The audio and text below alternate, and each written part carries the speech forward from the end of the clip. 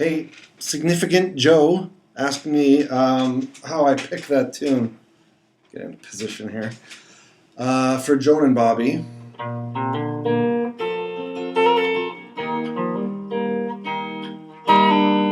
And I really had to think about it because I wasn't quite sure. I was mostly figuring out my left hand, not my right hand, because after doing this for a while, your right hand just kind of just finds strings. So I had to think about it a little bit, and if you want to understand what I'm doing, first of all, there's two parts. There's the beginning pick.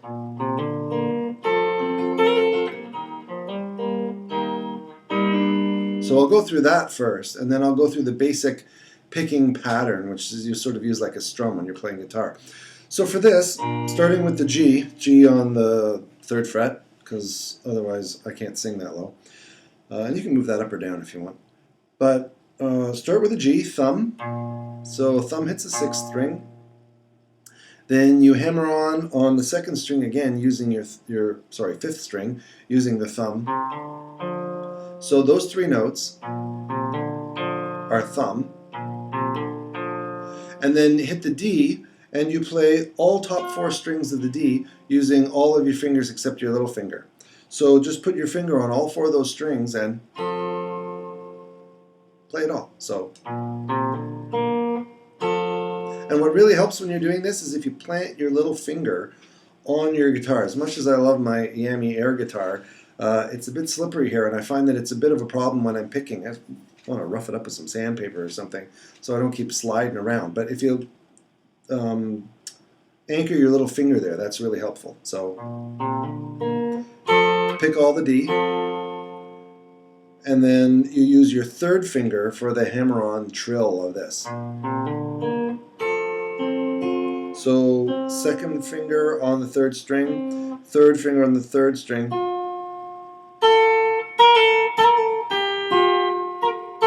This is all done, this bit here is all done with the 4th finger.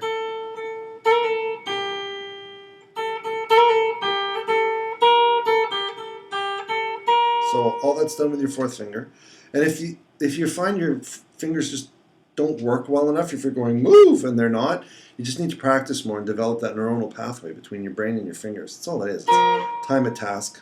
If they fire together, they'll wire together. So,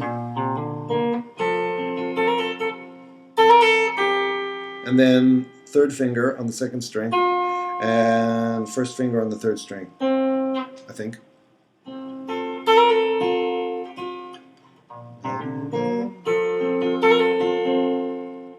Yeah, and that's a D. And then pluck a C chord, so thumb on the 5th, and then 4th finger, 1st string, the top 3 strings basically with your little finger anchored. So 4th finger on the 1st, 3rd finger on the 2nd, 2nd finger on the 3rd. Hit the C, and then with your thumb,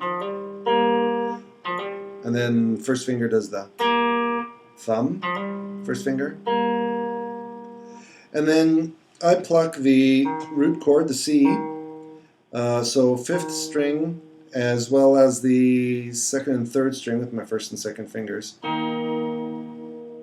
And then if you pull off this C and leave this one on, you get a really nice sort of dissonant Simon & Garfunkel, chord, but that's not what they want here. So don't do that. So I do, and then that's the 2nd, 3rd, and 5th string, and then I move to the 2nd, 3rd, and 4th string for the pull-off, which still gives you that sort of melancholic Gordon Lightfoot-y sort of. Anyway.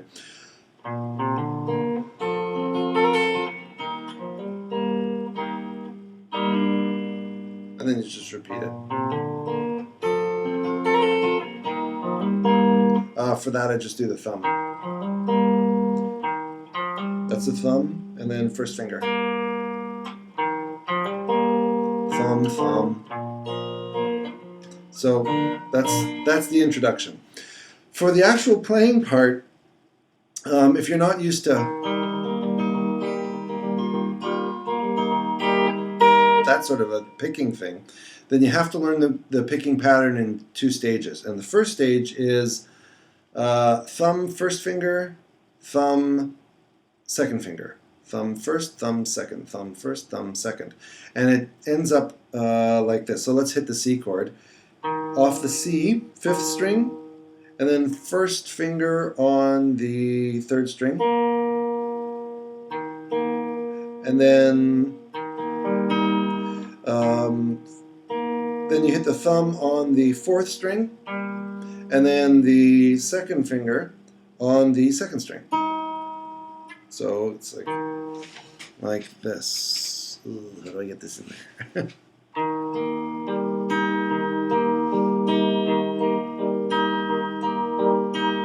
That's how it looks. You can do it with just your 1st and 2nd finger,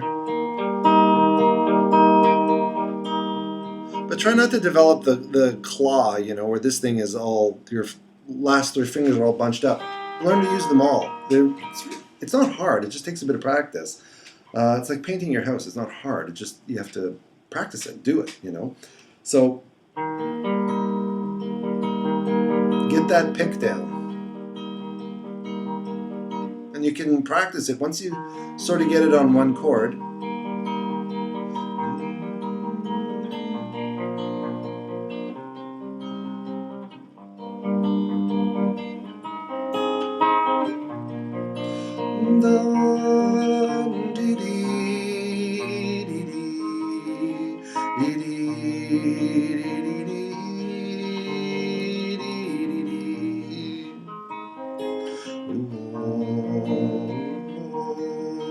Bit of John Denver there, this old guitar. In a chord that's way too high for me. Think, this old guitar. Yeah, that's way too high. He could sing that, I couldn't. So get that pattern down. And after you've done that for a few days, if that's new to you and it's complicated, it might be easy. And if so, that's all it is. Get that down. And then when I'm doing Joan and Bobbie,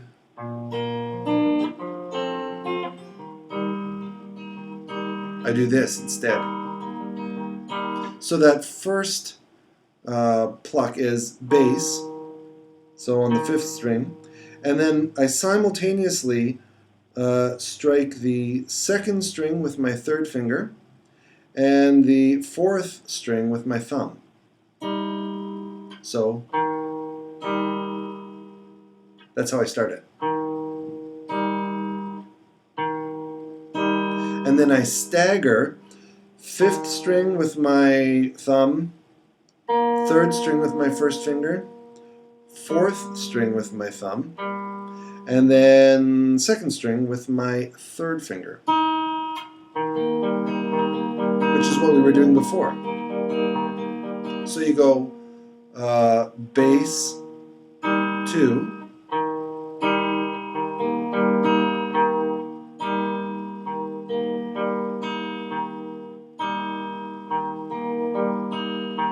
and then when you speed it up, it rings.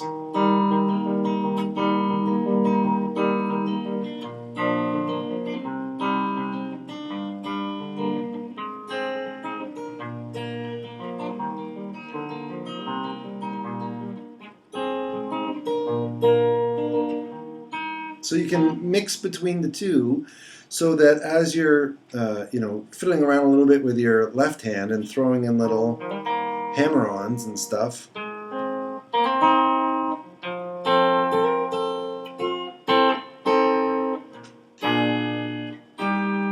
as you play around with those little extra notes, the transitional notes between the chords there, you can also fiddle around the pattern.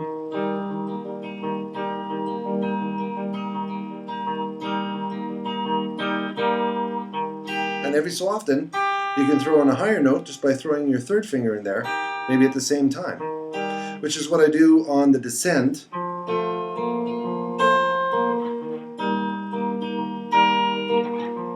When I go on the chords of Bobbie. And again, that's just the C chord on the 3rd fret, and then I use my little finger to hit the 6th fret there. So I go I just use my third finger instead. Instead of doing that pattern I was doing like that, I just throw in the other.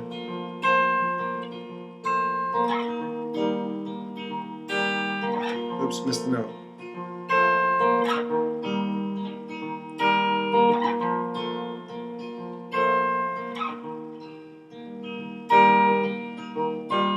And put it up to the what's that? That's the D, so a ninth chord. Let it sustain.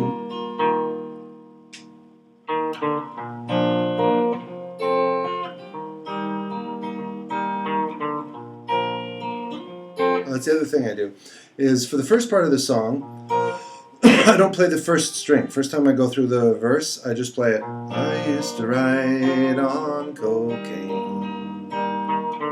I used to ride with Marilyn. It's a bit tight on the D because you only got 3 strings. Just, squeeze it in. And then next you go through the chorus. And then next time you do the verse, you play the first string. Your love was all that I asked for, but it was blowing in the wind. I'm emphasizing it there, it's a bit too loud, but to give you the idea that you get this descent in the second verse of the song. So that's a melody line that wasn't in the first one, which just makes it sound a little bit different. And since it's a top string, it tends to be more piercing. It tends to be more forward in the chord structure. So if you play it without, you get sort of a nice balanced. And then if you hit the top one, so there's a difference between this chord and that chord. You've got the on the end, and the ear is naturally drawn to that. So if you oops,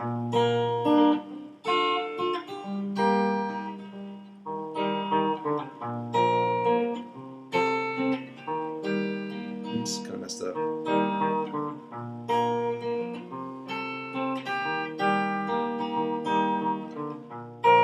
Anyway, you can throw that in. And I find a lot of like these folk type songs are really just about finding a chord and then putting in the little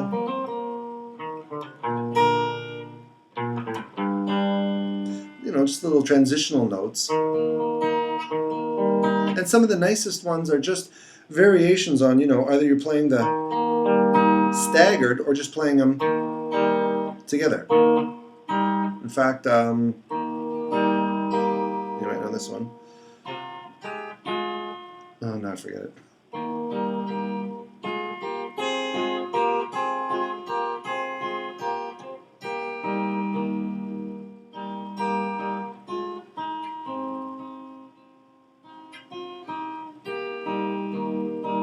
That's just basically hitting 2 strings together.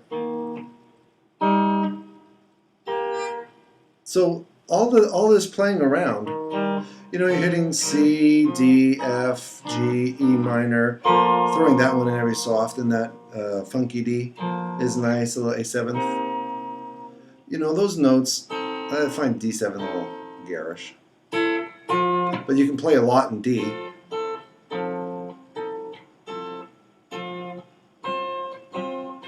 There's a lot of different chord structures you can get there.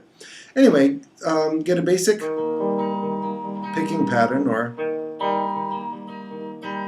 a variation between those, switching back and forth, and then start moving your left hand around.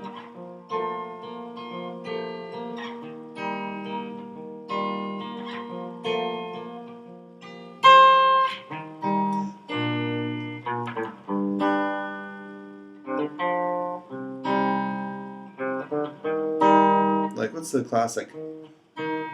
Dust in the Wind. Anyway, play around with that. That should give you the idea of how to essentially get the song and, make it your own. Have fun. See ya.